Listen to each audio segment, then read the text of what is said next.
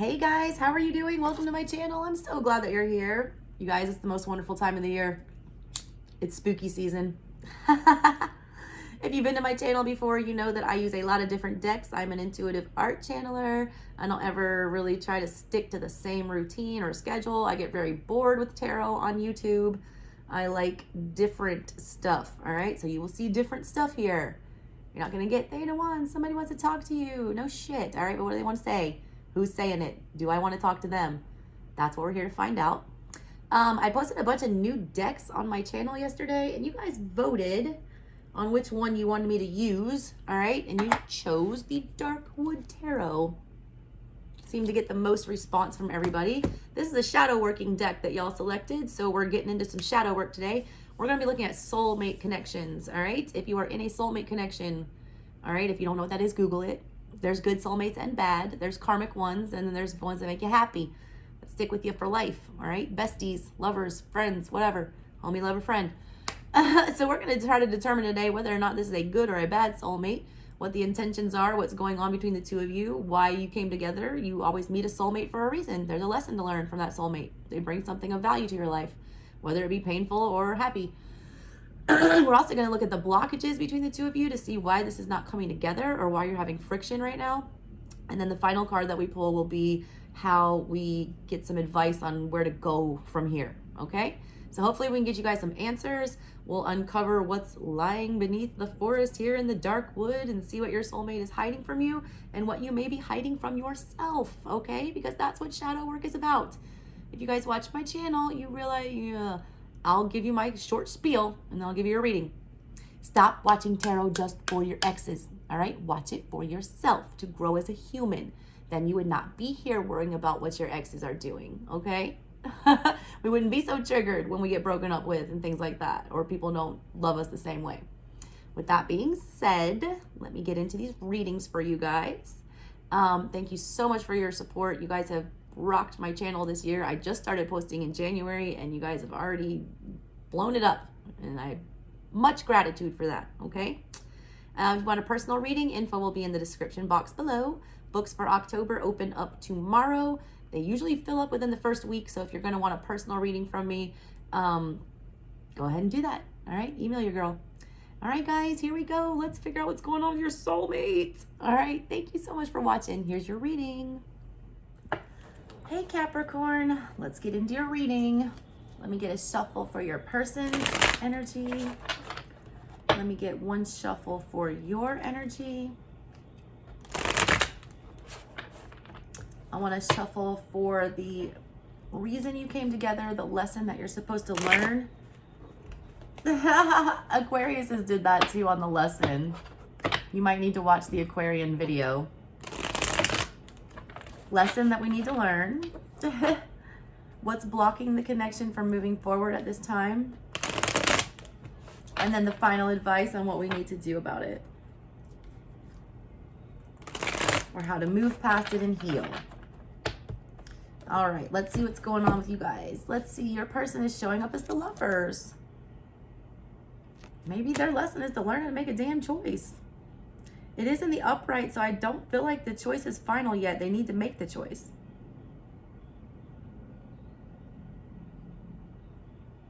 This lovers card looks very much like the devil. They need to be careful about who they're choosing in love situations. I feel like this person rushes into things, or they try to make things. They're very indecisive. They're in Gemini energy regarding relationships. They understand the gravity of the situation and the choice, and I feel like they drag their feet on making it. You're showing up as the Four of Cups. When the hell are you going to take my cup? You presented the choice to them. All right? I don't feel like they're noticing it. What the reason you came together was the Four of Swords in the reverse here. Double four energy. Interesting. The blockages right now, the moon in the reverse. That was at the bottom of the Taurus reading. How you fix this going forward. The Knight of Wands in the reverse. Advice for what we do to get over it. And at the bottom of everything, we have Five of Pentacles energy, abandonment. You're feeling very triggered that this person has not chosen you, all right? I feel like you've given them all the signs that you can. I feel like they're aware that the gift is here.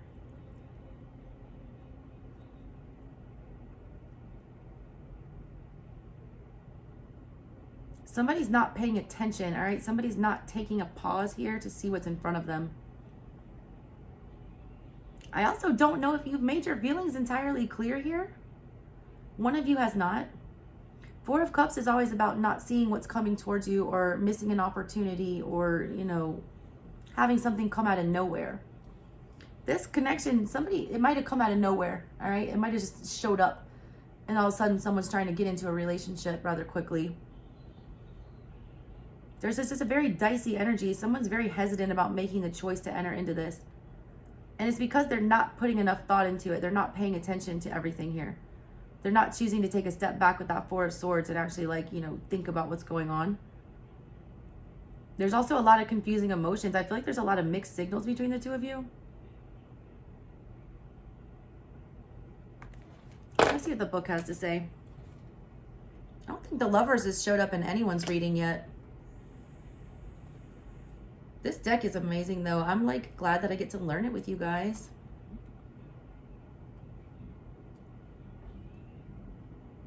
All right, Lovers, where are you?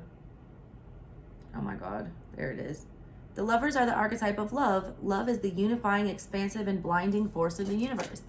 This connection, blinding, all right? It's very scary. It did kind of come out of nowhere. I feel like this was one of those instant connections. The Shadow Witch finds her body growing weary. She sits down upon a soft, mossy enclosure and rests her eyes. Her black cat companion curls at her feet. Visions of the boy and her kiss return to her as she drifts off into sleep.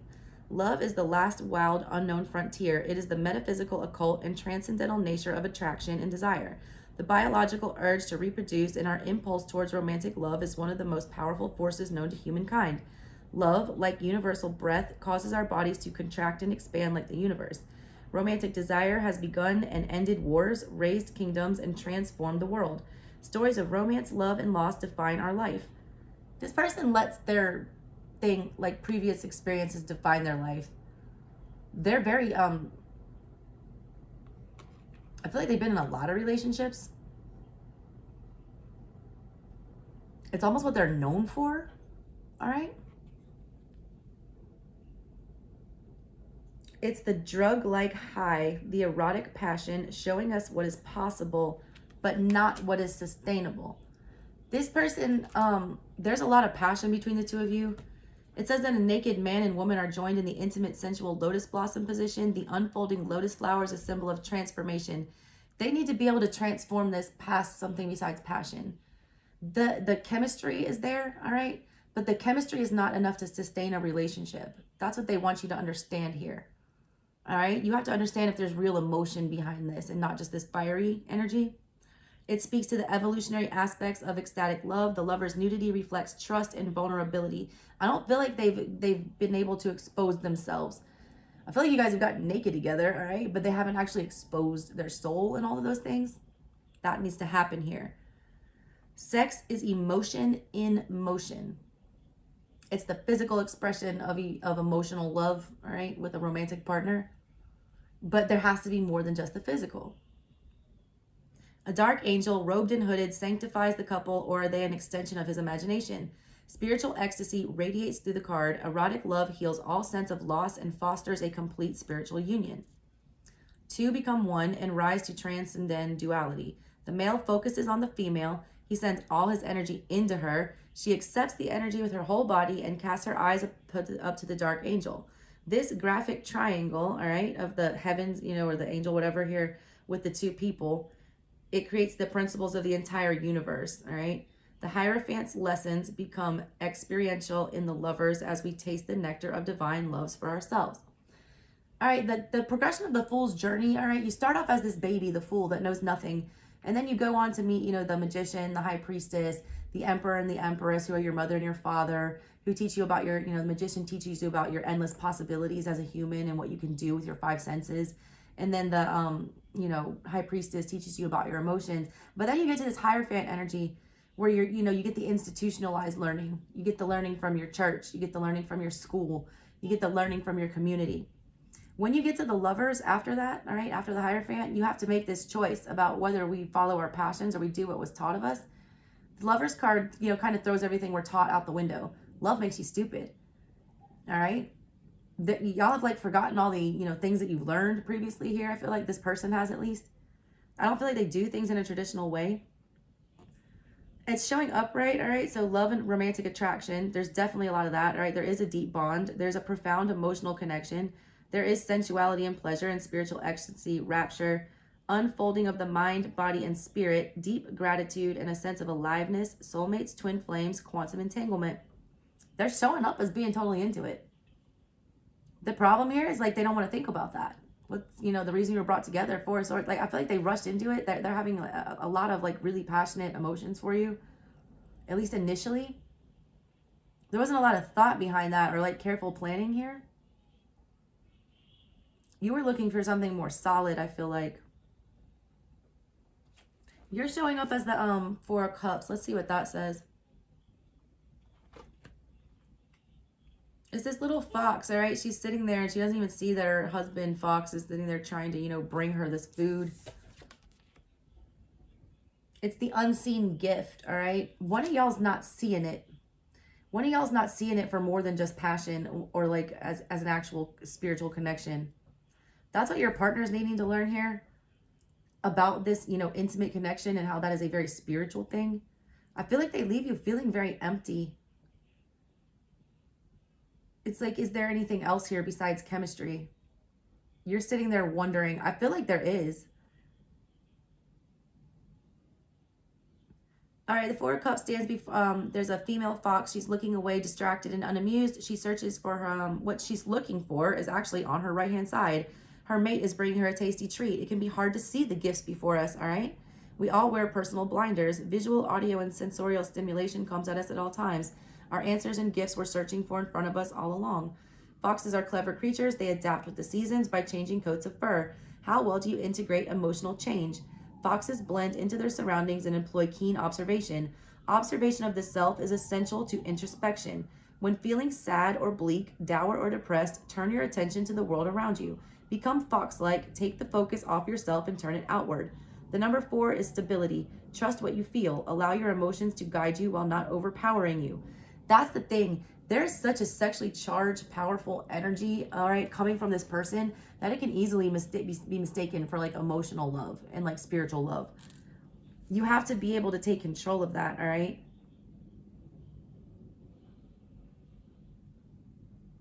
You want your emotions to guide you, but not overpower you. This person's like a drug. I feel like it overpowers you. They want you to understand the ebb and flow, all right? It's just like a lunar phase. It's good for mental health. The Four of Cups stands as a reminder that we are like empty containers filled with emotion. We fill our emotional container by focusing on situations, projects, and people. It's showing up in the upright for you, so emotional stability and the support of others, unseen gifts, open your perception, look carefully, what you see is at hand. The universe is conspiring to help you even when you lose sight of it. Allow others to help and provide for you when you need it. You don't have to do everything by yourself. A lot of y'all, I feel like this connection is broken up because the Four of Swords energy is why you came together here. I do feel like you both came together after being in painful situations before. It was almost like trauma bonding that I'm seeing with this, or I'm feeling with it. It's like somebody was so desperate to find love. I feel like that's you. I feel like you were missing out on love here. You were trying to find somebody, to do that with. All right. And I feel like they were as well. They chose you as whirlwind romance, really passionate at first. But I feel like neither one of you had, actually done any healing regarding the Three of Swords that y'all had just experienced. What you're supposed to learn here is, about watching when you allow others to help you. I feel like this person filled a void for you. That energy is very addictive and it will make you feel comforted in that time, but then it will leave you feeling very alone afterwards, all right? You guys have also got, let's see, Four of Swords. There it is. Look at the picture on that. She's holding the Ace of Swords in her hand. I don't know if you can see that. She's sleeping here holding the Ace of Swords. He's this Three of Swords, you know, creeping up on her in her sleep. Like this haunts you in your dreams. The Four of Swords is the happily never after. All right. I feel like this connection was very much romanticized. It seemed very fairy tale at the beginning, and that can't sustain. That limerence feeling when you first fall in love, those endorphins, those, you know, that initial honeymoon phase, that doesn't last. All right. And I feel like you're having a hard time with that. You're like, where's the passion gone? Where's the love gone? You came at me with all of this, you know, love bombing and all of this crazy stuff. Where is it now? It's still there. It's just taken on a different form, I feel like. It says, again, 4 is the number of stability. There's not a lot of stability with y'all. All right. It's to teach you about being stable and being grounded and experiencing all elements of the relationship, the goods, the bads, the uglies, the highs, the lows. It's calmness and quiet. All right. Swords are the suit of the mind. It's calmness and quiet that we enjoy when mentally balanced. Yet even the surface water is bound to be touched by wind sooner or later. The mind is an ebb and flow of thought, realization, logic, and knowledge. A woman sleeps, or does she? All right. Is she actually asleep? A man approaches her bedside wearing dastardly gloves. 3 swords hang precariously above his body. The woman holds tight to the 4th sword. What happens when the story you cherished, loved, and believed in does not work anymore? How do you adapt when stability is threatened? Can you accept truth when it stares you in the face? Old stories are dying. The new narratives must unravel. It is the nature of evolution. All things want to grow. You have the means of protection at hand. You have the power to adapt to any situation once your mind is made up. Trust your inner voice, hear the inner whispers speaking truth in your ears. Know what you know, react accordingly, and then sleep well. It's showing up in the reverse for the reason why y'all came together and the lesson that you need to learn. It's like talking about what happens when you realize when the bedrock of personal stories and agreed upon narratives no longer work. Will you cling to outdated mythology because it's comfortable, or will you pick up all available tools and move boldly into a future of your own? So many of the stories we were told belong to an older generation with their own unique needs and circumstances. Evolving consciousness invites fresh perspectives. What do you still believe and what needs to change? You believed a lot of things when y'all got into this connection initially because it was so freaking powerful, all right? Now it's kind of like you don't know what to believe. You don't even know if you're on the same page with this person, all right? I feel like they're feeling the same way. At the end of the day, the Lovers is about choice. It's about going back and forth. It's about Gemini energy, about being torn between two things, needing to make a decision. It's like y'all can't figure out if there's anything more to this. It seems very superficial. It felt very powerful, but on, that wore off. And now we're kind of like, is this the person I can grow old with? Is this, who I want to really wake up to every morning? Is this who I want to have my coffee with when I'm 80 and that passion part is gone? That's what you got to think about here. And also see it for what it is. Somebody's not, sleeping on the truth here or not willing to talk about it. That needs to be done, okay? You've then got moon energy for how you bring this together and advice. I just went through the moon in the, that was in the Taurus reading. Where are you, moon? It's a really confusing time. It's showing up in the, it's mania, deception, mental illness, crossing the line into madness, unable to find the line between sanity and insanity, blurred vision, entrapment, obscuring the truth. You're obscuring the truth here. Literally, like somebody is sitting there, with the truth to the side, pretending like they're sleeping on it. It's entrapment. It's obscuring the truth, blaming outer circumstances for inner turmoil.